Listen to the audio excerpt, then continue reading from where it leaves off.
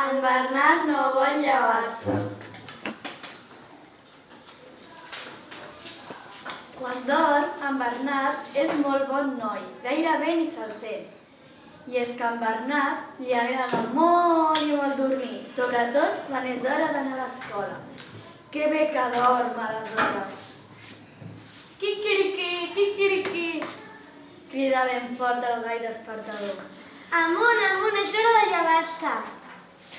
Però en Bernat segueix dormint com si sentís ploure.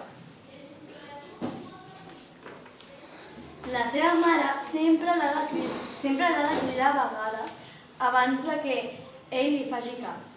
Au, vinga, Bernat, tornaràs a fer tard a l'escola. Jove, deixa'm dormir una mica més, em llevaré de seguida. Avui en Bernat té més mandra que mai. Fuig d'aquí! Crida mentre tira una sabatilla contra el despertador. No vull llevar-me, encara tinc temps de dormir una altra dormideta.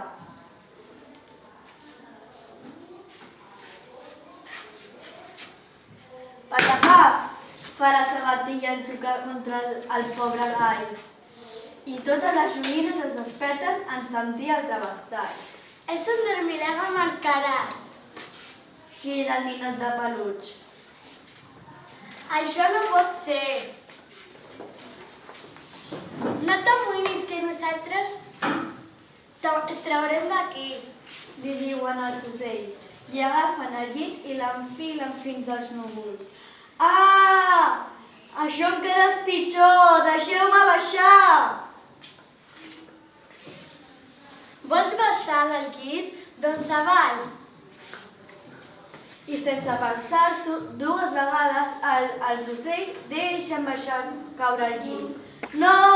Espereu! Al cap de dos segons, en Bernat aterra amb un gran cop. Catacroc! Se sent quan cau del llit. Ui! Quin mal! On soc? On soc? Li sembla sentir com riuen les seves joguines.